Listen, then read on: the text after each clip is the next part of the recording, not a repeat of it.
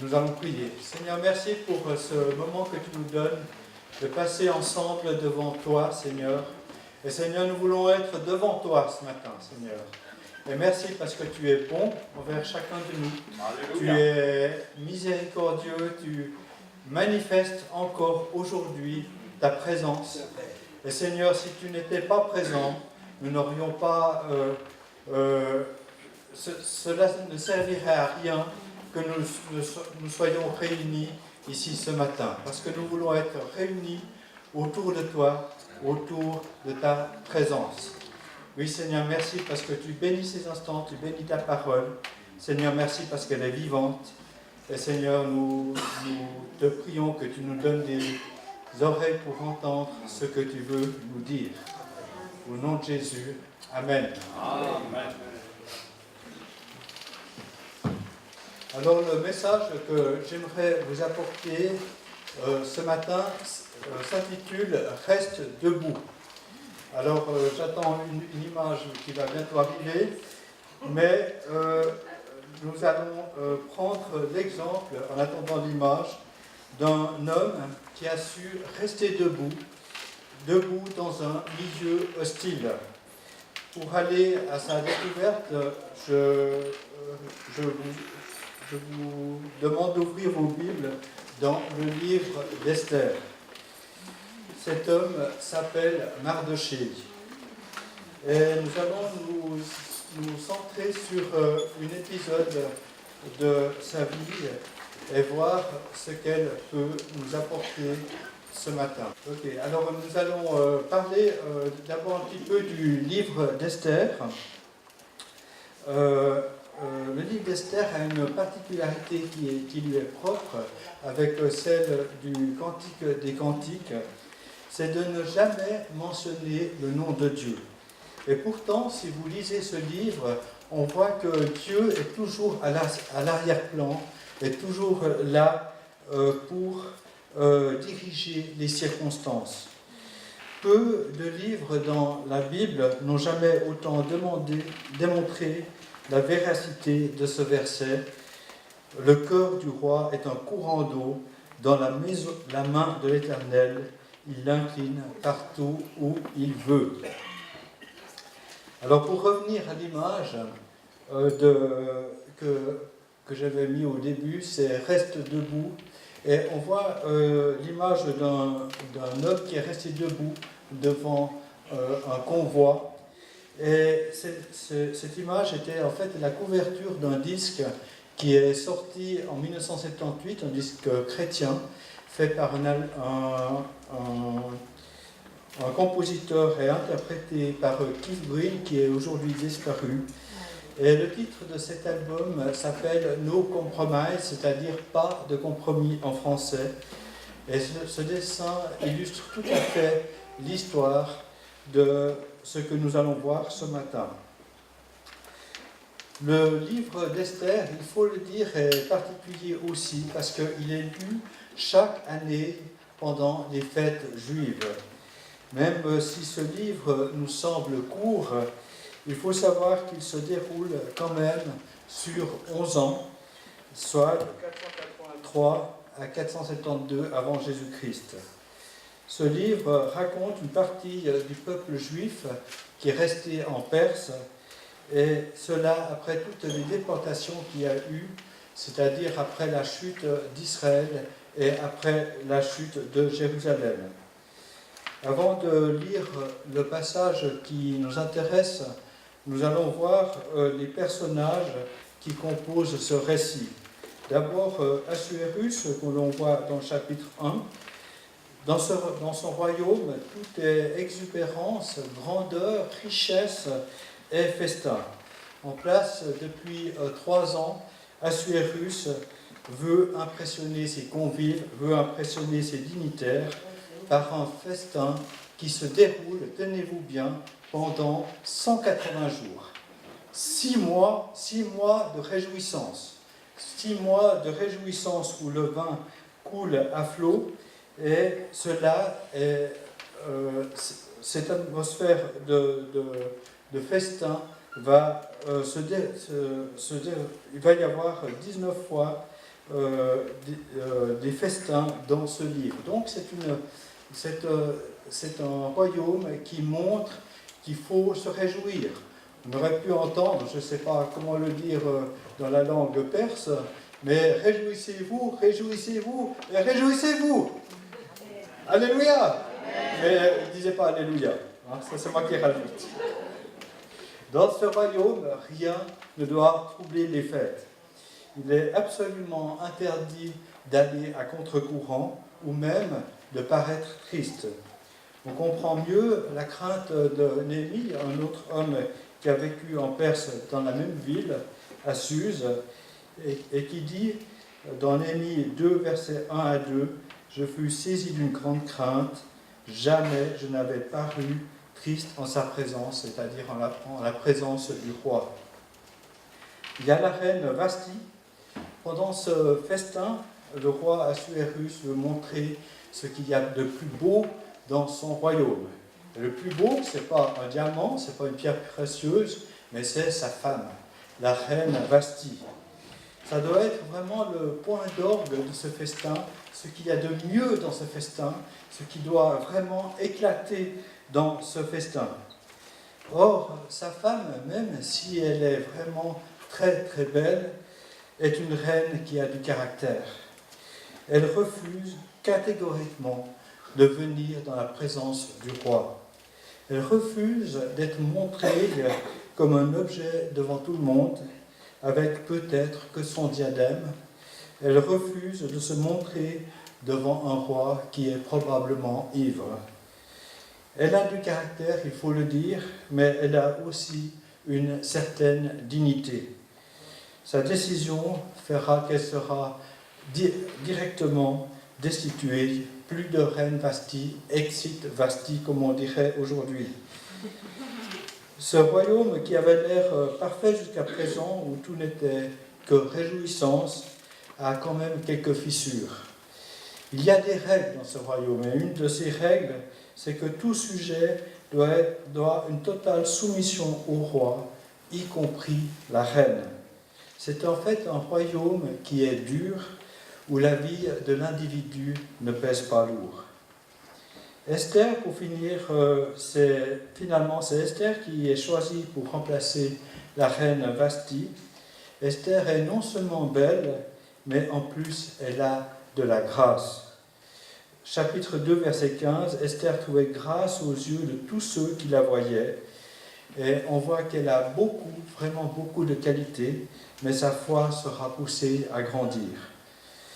Il y a Haman, on peut dire Haman le méchant sans faire de rime, le roi qui n'a aucun jugement fait monter au pouvoir Haman. Et là, il est important de parler de ses origines. Haman est descendant d'Agag, l'Amalécite. Pour expliquer d'où il vient, ses origines, nous sommes obligés de remonter dans l'histoire.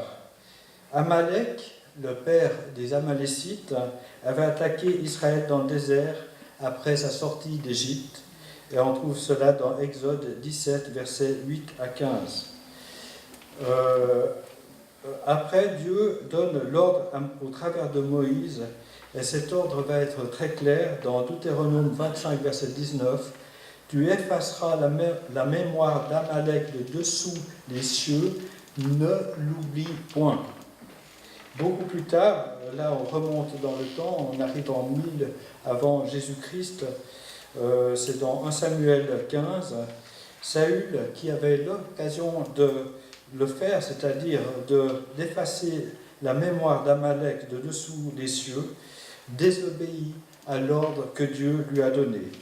Il épargne même son roi Agag. Et ce sera pour finir Samuel qui le mettra à mort. Et finalement, par la faute d'un homme, la faute de Saül, ce peuple ennemi d'Israël continuera à exister. Or, Haman est descendant d'un des fils du roi Agag. Il illustre par ses origines qu'il est ennemi du peuple choisi par Dieu. Il a, il faut le dire, un arrière-plan spirituel vraiment très malsain. Mardochée, on arrive enfin à lui. Mardochée est juif Il est lointain descendant de Kis, le père du roi Saül. Il est issu de la tribu de Benjamin. Le nom de Benjamin, c'est intéressant, signifie « fils de ma droite ». Mardochée, comme nous le verrons, préfigure celui qui est à la droite de Dieu le Père, c'est-à-dire Jésus-Christ. On sait qu'il devait avoir une position auprès des autorités, car il siège à la porte du roi. On voit que c'est un homme droit. Dans chapitre 2, versets 19 à 23, on voit qu'il déjoue un complot. Assis à la porte du roi, comme d'habitude, il apprend que 2 eunuques veulent tuer le roi. Et qu'est-ce qu'il fait? Il informe Esther de cette chose, et Esther va le rapporter au roi. Et le roi va vérifier pour voir si c'est vrai. Et effectivement, c'est vrai, ces 2 eunuques vont être pendus immédiatement. On voit que Mardochée accomplira parfaitement un verset qui se trouve dans Jérémie, versets 29 et 7. 29, verset 7. « Recherchez le bien de la ville où je vous ai mené en captivité et priez l'Éternel en sa faveur, parce que votre bonheur dépend du sien. » Alléluia. Nous voyons un homme qui est complètement intègre devant des autorités qui lui sont totalement étrangères. Et il est à noter qu'il est complètement désintéressé aussi. Il ne recevra aucune récompense sur le moment pour son acte. Nous allons arriver finalement au récit que nous allons lire à partir du chapitre 3 de Esther. Chapitre 3, verset 1. « Après ces choses, le roi Assuérus fit monter au pouvoir Haman, fils d'Hammédatha, l'Agagite. Il l'éleva en dignité et plaça son siège au-dessus de ceux de tous les chefs qui étaient auprès de lui. Tous les serviteurs du roi qui se tenaient à la porte du roi fléchissaient le genou et se prosternaient devant Haman, car tel était l'ordre du roi à son égard. Mais Mardochée ne fléchissait point le genou et ne se prosternait point. Et les serviteurs du roi qui se tenaient à la porte du roi dirent à Mardochée: « Pourquoi transgresses-tu ? Pourquoi Je reprends le micro. Pourquoi transgresses-tu ? Alors attendez, il faut que je reprenne la phrase. Pourquoi transgresses-tu l'ordre du roi, comme il le lui répétait chaque jour, et qu'il ne les écoutait pas? Ils en informèrent Haman pour voir si Mardochée persistait dans sa résolution, car il leur avait dit qu'il était juif. Et Haman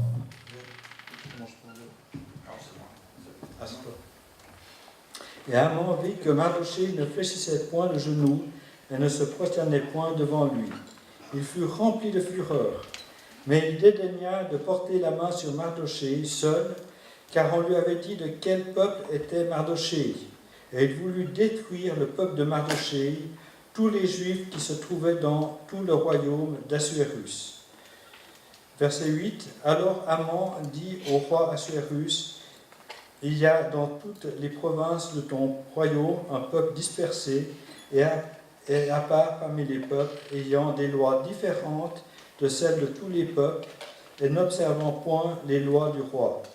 Il n'est pas dans l'intérêt du roi de le laisser en repos. Si le roi le trouve bon, qu'on écrive l'ordre de les faire périr. » Verset 15.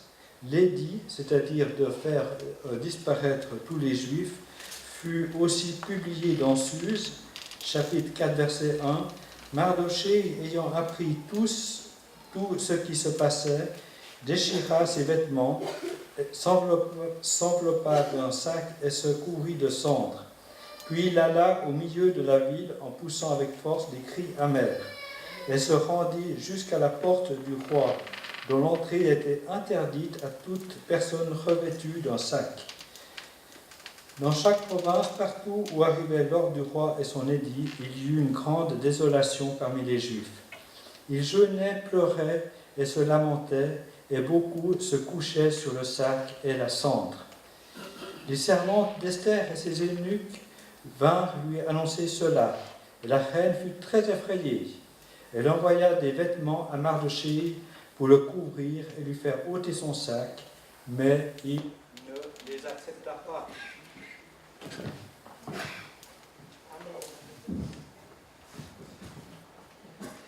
Alors on voit que Mardochée reste debout. Nous voyons que malgré l'ordre donné par le roi, Mardochée refuse de se prosterner devant le premier ministre Haman. Verset 2, Mardochée ne fléchissait point le genou et ne se prosternait point.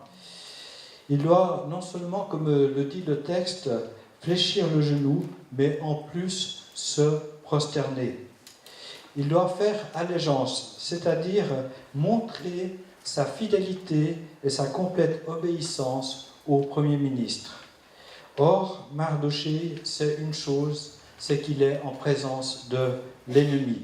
Il n'ignore pas les origines d'Haman, il sait qu'il est écrit dans Exode 17, verset 16b, « Il y aura guerre de l'Éternel contre Amalek de génération en génération. » L'ennemi demandera la même chose à Jésus après son jeûne de 40 jours dans le désert. Dans Matthieu 4, versets 8 à 9, le diable le transporta encore sur une montagne très élevée, lui montra tous les royaumes du monde et leur gloire, et lui dit « Je te donnerai toutes ces choses si tu te prosternes et m'adores. » Est-ce que le diable aurait tenu parole? Moi, je ne le pense pas. Car il est écrit, il est menteur et le père du mensonge. Mardochée va suivre le seul ordre qui est valable pour lui. Dans Matthieu 4, verset 10b, il est écrit, tu adoreras le Seigneur ton Dieu et tu le serviras lui seul. Lui qui a accepté Dieu dans sa vie, sait qu'il ne peut ni ne doit servir un autre Dieu. En bref, il doit rester debout, non seulement devant Haman, devant le Premier ministre, mais aussi devant Dieu. Alors ce matin, change de position, parce que tu te rends peut-être compte ce matin que jusqu'à présent, tu as fait comme tout le monde. Tu n'as peut-être pas eu l'impression de t'être prosterné, mais tu sais une chose dans ton cœur qui est véritable, c'est que tu n'es pas debout. Il faut que tu prennes exemple sur un autre homme qui, lui aussi, s'est tenu debout. Dans Jean 7, versets 37 à 38, il est dit « Jésus, se tenant debout, s'écria, « Si quelqu'un a soif, qu'il vienne à moi et qu'il boive. Celui qui croit en moi, des fleuves d'eau vive couleront de son sein, comme dit l'Écriture. » Alors j'aimerais te dire, pour te tenir debout comme Jésus, il faut que tu viennes à lui ce matin.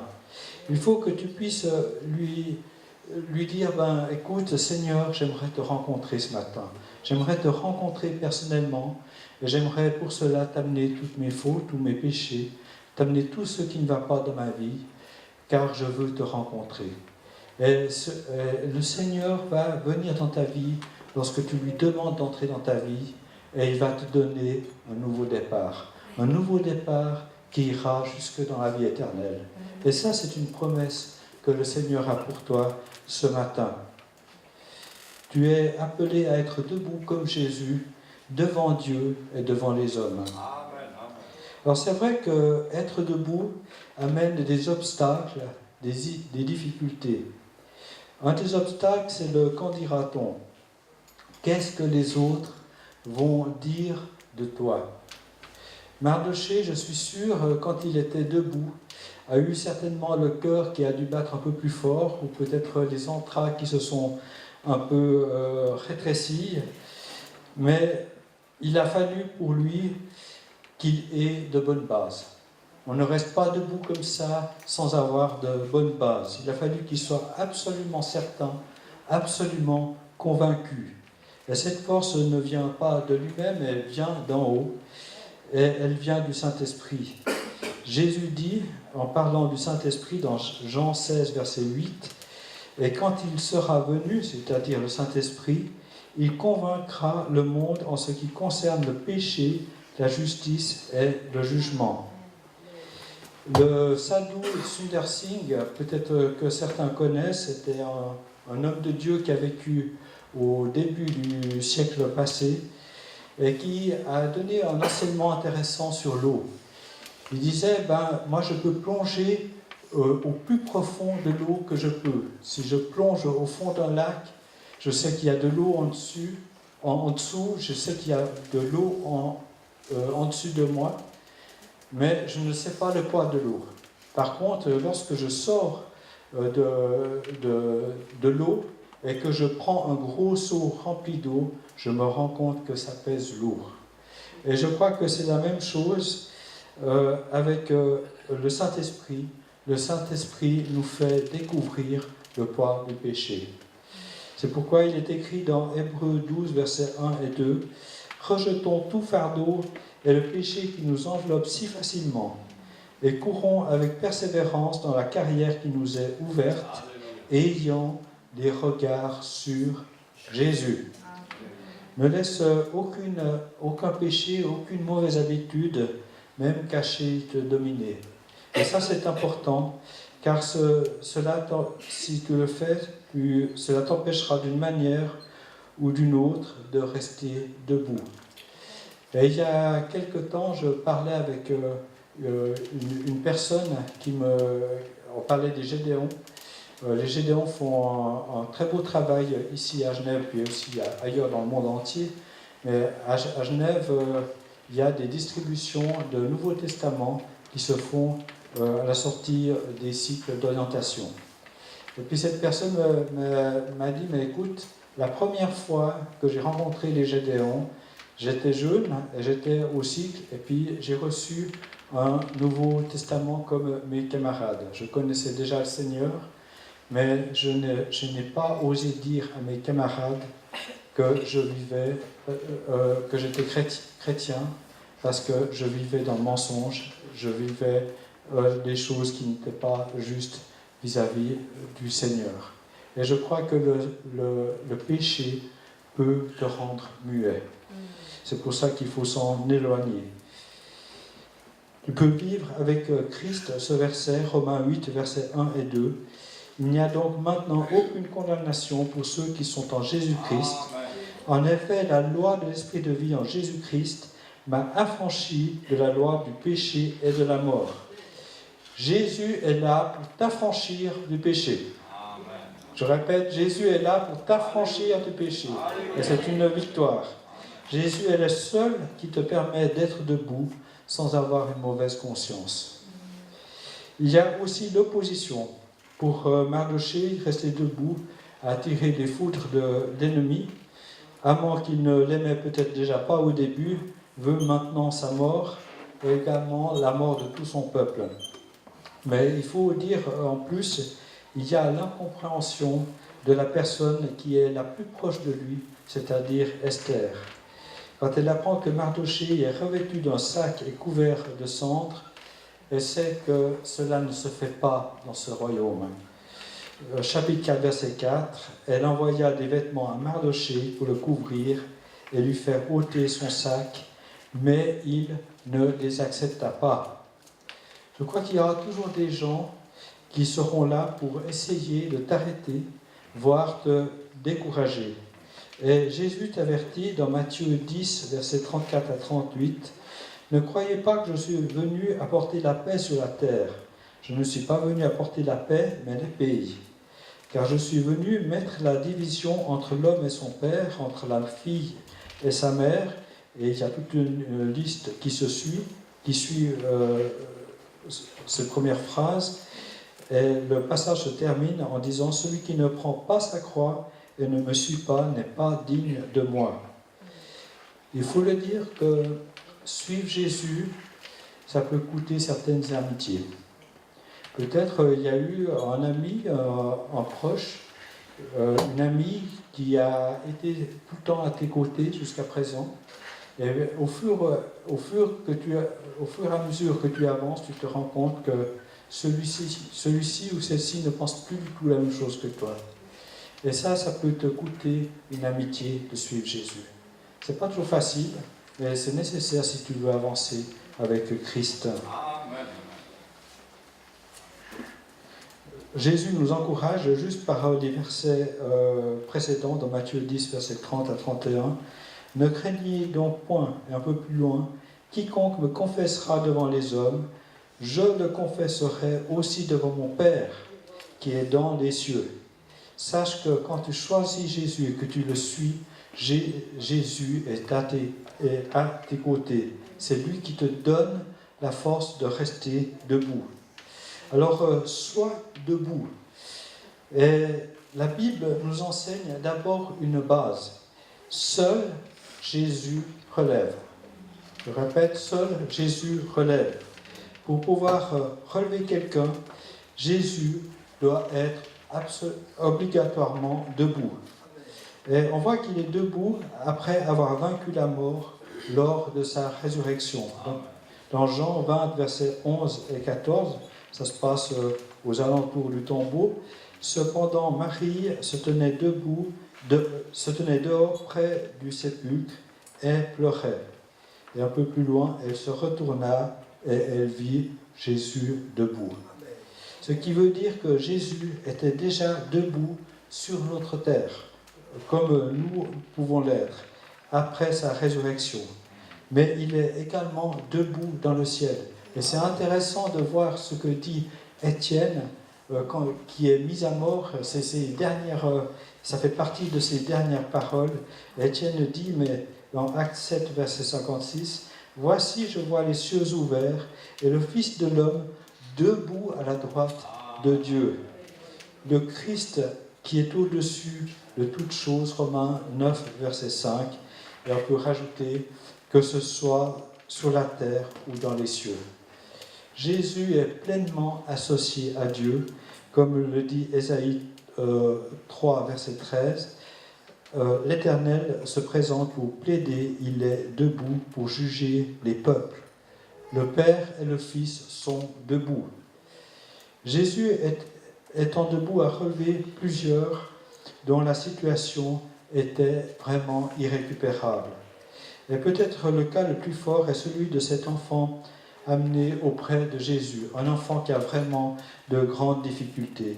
Il est possédé par un esprit muet qui le jette par terre. Quand il est par terre, il écume. Cet esprit le jette même dans le feu pour le faire mourir, dans l'eau pour le faire mourir. Et Jésus, qui est devant cet enfant, va ordonner à cet esprit de sortir.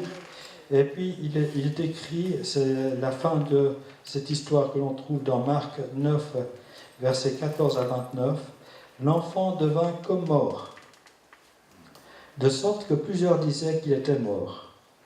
Mais Jésus, l'ayant pris par la main, le fit lever, et il se tint debout. » Et je crois que Jésus est vraiment le seul qui a le pouvoir de te relever.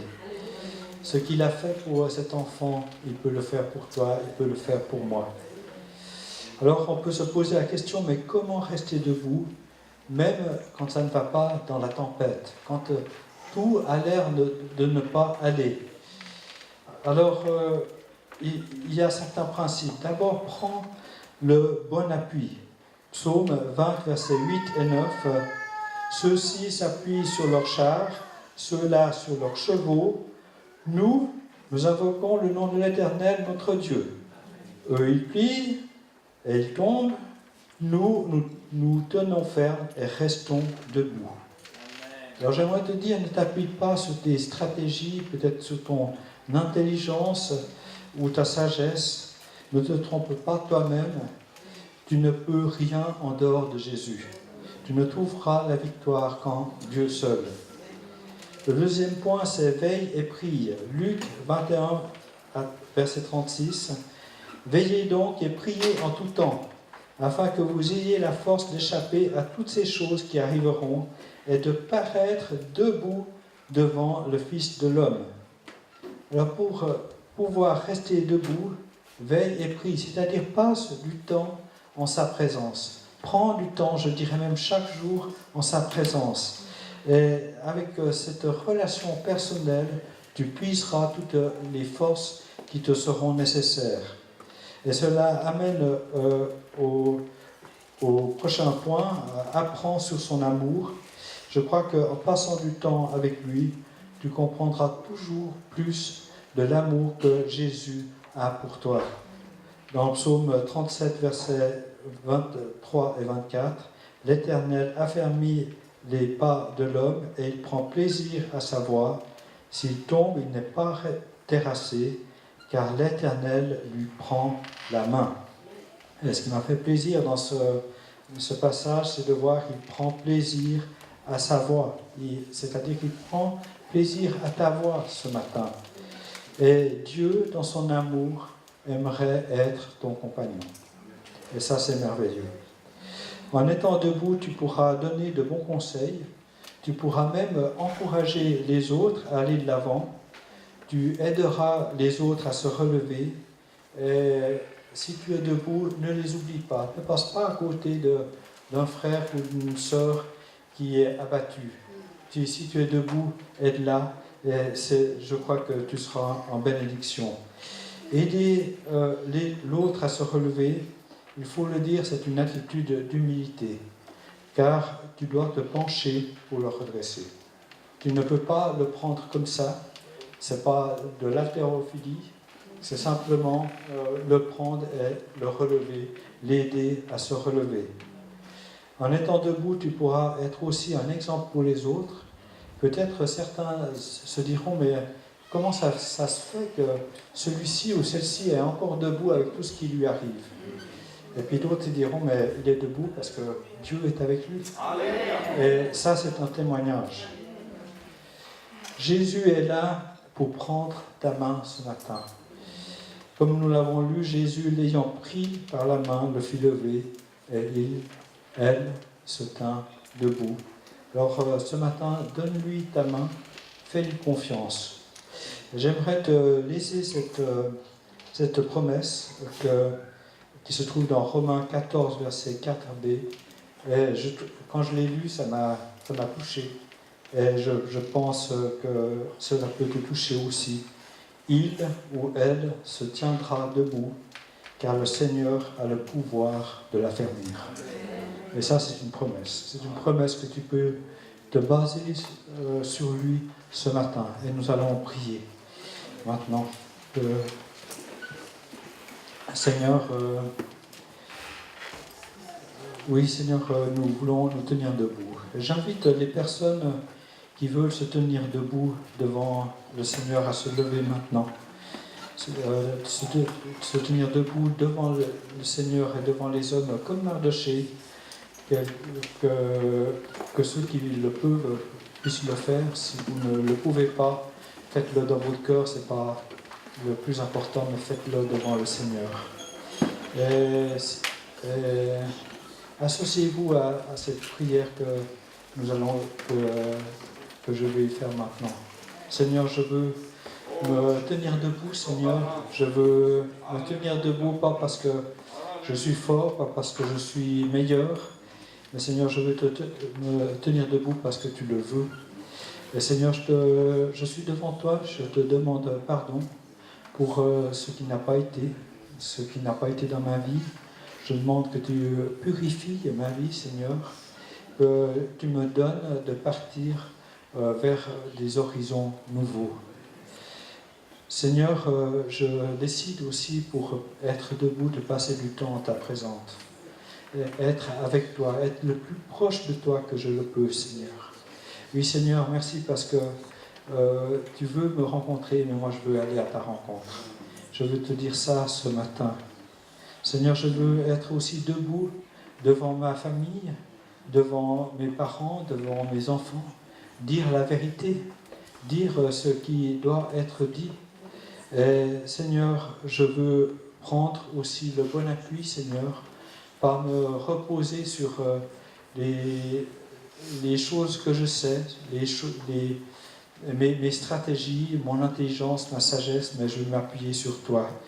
Je veux prendre ta main et être guidé par toi, t'honorer en élevant, en relevant d'autres.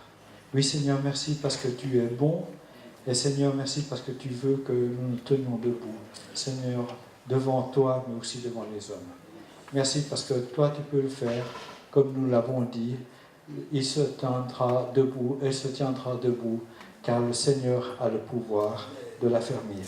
Amen.